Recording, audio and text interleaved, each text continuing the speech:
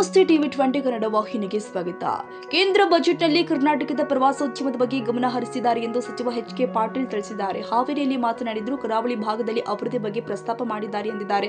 Medical tourism ಬಗ್ಗೆ ಪ್ರಸ್ತಾಪ ಮಾಡಿದ್ದಾರೆ. ಟೂರಿಸಂ ಗೈಡ್ಗಳಿಗೆ ತರಬೇತಿ ಕೊಡುವ ಬಗ್ಗೆ ಹೇಳಿದ್ದಾರೆ. ಕರ್ನಾಟಕದ ಟೂರಿಸಂ ಬಗ್ಗೆ ಗಮನ ಹರಿಸಿದ್ದು ಸ್ವಾಗತಿಸುತ್ತೇನೆ ಎಂದಿದ್ದಾರೆ. ಘೋಷಣೆ ಮಾಡಿದ್ದು ಸ್ವಲ್ಪ ಆಗಬೇಕಾಗಿದ್ದು ಬಹಳ ಇದೆ ಎಂದು ಎಚ್.ಕೆ. ಪಾಟೀಲ್ ಹೇಳಿದರು. ಬೆಂಗಳೂರು ರೈಲ್ವೆ ಫಾಸ್ಟ್ ಟ್ರೈನ್ ನಿರ್ಣಯ ಸ್ವಾಗತಾರ್ಹ.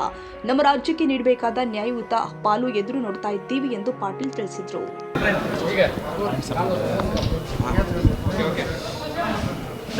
ಸೆಂಟ್ರಲ್ ಬಜೆಟ್ ಮಂಡನೆ ಮಾಡ್ತಿದ್ದಾರೆ. ಕೇಂದ್ರದ ಬಜೆಟ್ನ ಕೆಲವು ತುಣುಕುಗಳನ್ನು ಈಗ ನಾನು ಕೇಳೋದಕ್ಕೆ ಸಾಧ್ಯ ಆಯಿತು. ಕರ್ನಾಟಕದ ಪ್ರವಾಸೋದ್ಯಮದ ಬಗ್ಗೆ ಗಮನ ಕೊಟ್ಟಿದ್ದಾರೆ. ಕೋಸ್ಟಲ್ ಭಾಗದಲ್ಲಿ ಅಭಿವೃದ್ಧಿ ಬಗ್ಗೆ ಪ್ರಸ್ತಾಪ ಮಾಡಿದ್ದಾರೆ. ಮೆಡಿಕಲ್ ಟೂರಿಸಂ ಬಗ್ಗೆ ಪ್ರಸ್ತಾಪ ಮಾಡಿದ್ದಾರೆ.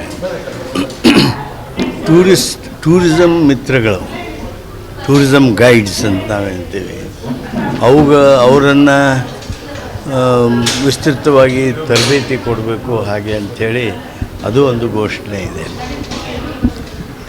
ಇನ್ನೂ ಅವ್ರ ಭಾಷಣವನ್ನು ಪೂರ್ಣವಾಗಿ ನೋಡಬೇಕು. ಕರ್ನಾಟಕದ ಟೂರಿಸಂ ಬಗ್ಗೆ ಈಗೇನು ಸದ್ಯ ಗಮನ ಹರಿಸಿದ್ದಾರೆ ಅದನ್ನು ಸ್ವಾಗತಿಸ್ತೇನೆ. ಆಗಬೇಕಾದದ್ದು ಭಾಳ ಇದೆ. ಇದೇನೋ ನಮ್ಮ ಬೆಂಗಳೂರನ್ನು ರೈಲ್ವೆ ಫಾಸ್ಟ್ ಟ್ರೈನ್ ಹಬ್ಬನ್ನು ಮಾಡಬೇಕು ಅಂಥೇಳಿ ನಿರ್ಣಯ ಮಾಡಿದ್ದಾರೆ. ಅದು ಸ್ವಾಗತಾರ್ಹವಾಗಿದ್ದು, ನಾವು ಈ ಬಜೆಟ್ ಮೂಲಕ ಏನು ನೋಡ್ತಾ ಇದ್ದೇವೆ ಅಂದರೆ ನಮ್ಮ ರಾಜ್ಯಕ್ಕೆ ನೀಡಬೇಕಾಗಿರ್ತಕ್ಕಂಥ ನ್ಯಾಯಯುತವಾಗಿರ್ತಕ್ಕಂಥ ಪಾಲು ಈ ಒಕ್ಕೂಟದ ಈ ನಮ್ಮ ವ್ಯವಸ್ಥೆಯೊಳಗೆ, ಸಂಯುಕ್ತ ಒಕ್ಕೂಟದ ವ್ಯವಸ್ಥೆಯೊಳಗೆ ಕೋಆಪರೇಟಿವ್ ಫೆಡ್ರಲಿಸಮ್ ಶಕ್ತಿಗೊಳಿಸ್ತಕ್ಕಂಥ, ಆ ಬಲ ಕುದುರಿಸ್ತಕ್ಕಂಥ ಈ ಟ್ಯಾಕ್ಸ್ ಡೆವಲ್ಯೂಷನ್ ಹೆಂಗೆ ಮಾಡ್ತಾರೆ. ನಾವು 100 ರೂಪಾಯಿ ಕೊಟ್ಟರೆ 13 ರೂಪಾಯಿ ನಮಗೆ ಕೊಡ್ತಿದ್ರಲ್ಲ, ಅದನ್ನು ಹೇಗೆ ಬದಲಾಯಿಸ್ತಾರೆ, ನ್ಯಾಯವನ್ನು ಹೇಗೆ ಕೊಡ್ತಾರೆ. ಈಗಾಗಲೇ ಹಿಂದೆ ಬಜೆಟ್ಗಳಲ್ಲಿ ಕೊಟ್ಟಿರ್ತಕ್ಕಂಥ ಭದ್ರಾ ಪ್ರಾಜೆಕ್ಟ್ನ 5,300 ಕೋಟಿ ರೂಪಾಯಿ ಹಣ ಹಾಗೂ ಬೇರೆ ಬೇರೆ ಕ್ಷೇತ್ರಗಳಲ್ಲಿ ನಮಗೆ ಬರಬೇಕಾಗಿರ್ತಕ್ಕಂಥ ಹಣ ಏನಿದೆಯಲ್ಲ, ಆ ಹಣವನ್ನು ಯಾವ ರೀತಿಯಾಗಿ ಅವರು ನಮಗೆ ಪಾವತಿಸ್ತಾರೆ ಅನ್ನೋದ್ರ ಬಗ್ಗೆಯೂ ಸಹಿತ ಇದರಲ್ಲಿ ಸ್ಪಷ್ಟವಾದ ಚಿತ್ರ ಬರಬೇಕು. ನಮ್ಮ ಪಾಲು, ನ್ಯಾಯಯುತವಾದ ಪಾಲು ಬರಬೇಕು ಅಂಥೇಳಿ ನಾವು ಇವತ್ತು ನಿರೀಕ್ಷೆ ಮಾಡ್ತಾ ಇದ್ದೇವೆ. ಬಜೆಟ್ ಪೂರ್ಣ ಆಗೋವರೆಗೂ ವೆಯ್ಟ್ ಮಾಡ್ತೀವಿ. ಸರ್, ಆತ್ಮಹತ್ಯೆ ಸಂಬಂಧಪಟ್ಟಂಗೆ ಡಿಫರೆಂಟ್ ಆದಂಥ ಆಯಾಮಗಳನ್ನು ಚರ್ಚೆ ಆಗ್ತದೆ. ಉದ್ಯಮಿಗಳು ಈ ರೀತಿ ಮಾಡ್ಕೊಳ್ತಾ ಇದ್ದಾರೆ ಸರ್. ಅಂತ ಒತ್ತಡ ಏನಿದೆ? ಕೇರಳದವರು ಅನ್ನೋ ಕಾರಣಕ್ಕೆ ಭಾಳ ತರಾತುರಿಯಲ್ಲಿ SIT ಮಾಡಿ ಭಾಳ ತರಾತುರಿ ತನಿಖೆ ಮಾಡ್ತಾ ಇದ್ದಾರೆ ಕಾಂಗ್ರೆಸ್ ಸರ್ಕಾರದವರು ಅಂತೆಲ್ಲ ಸಾಮಾಜಿಕ ಜಾಲತಾಣದಲ್ಲಿ BJP ಅವರು ಚರ್ಚೆ ಮಾಡ್ತಿದ್ದಾರೆ. ಅಲ್ಲ ನೋಡಿ, SIT ಮಾಡಿ ತನಿಖೆ ಮಾಡೋದು ಏನು ತರಾತುರಿ ಅಂದರೆ ಏನು?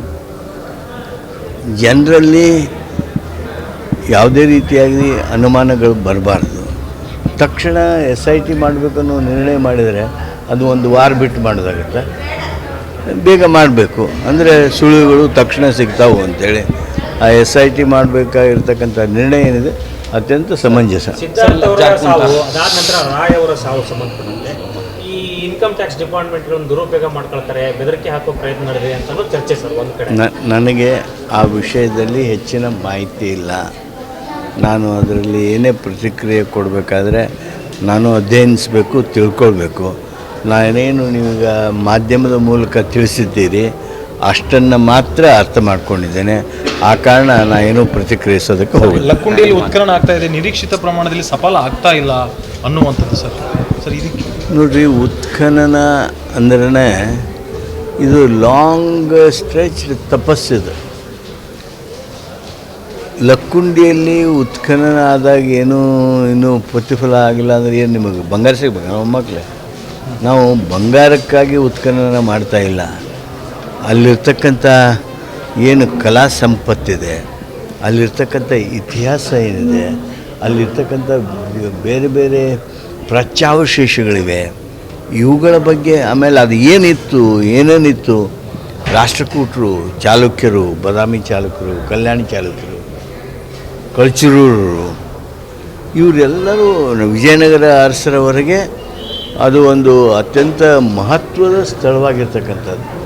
ಅದನ್ನು ನಾವು ಉತ್ಖನನದ ಮೂಲಕ ಅರ್ಥಕೊಳ್ಳೋದಕ್ಕೆ ಈ ಉತ್ಖನನ ಆಗಲಿ, ಪ್ರಾಚ್ಯಾವಶೇಷಗಳ ಅನ್ವೇಷಣೆ ಆಗಲಿ, ಈಗ 5 ಗುಡಿ 5 ಬಾವಿಗಳನ್ನು ಅನಾವರಣಗೊಳಿಸುವಂಥ ಪ್ರಯತ್ನಗಳಾಗಲಿ, 101 ಗುಡಿ 101 ಬಾವಿಗಳನ್ನು ಹುಡುಕಾಟ ರಾಜ್ಯ ಸರ್ಕಾರ ಏನು ಮಾಡಬೇಕಾಗಿದೆ ಆ ಕೆಲಸ ಆಗಲಿ ಅದನ್ನು ಮಾಡ್ತಾಯಿದ್ದೀವಿ. ಉತ್ಖನನ ನಡೆದಿದೆ. ಏನು ತಜ್ಞರು ಹೇಳಿದ್ದಾರೆ, ತಜ್ಞರ ನಿರ್ದೇಶನದ ಪ್ರಕಾರ ಆ ಉತ್ಖನನ ಕೆಲಸ ನಡೆದಿದೆ. Thank you. ನಮಸ್ಕಾರ.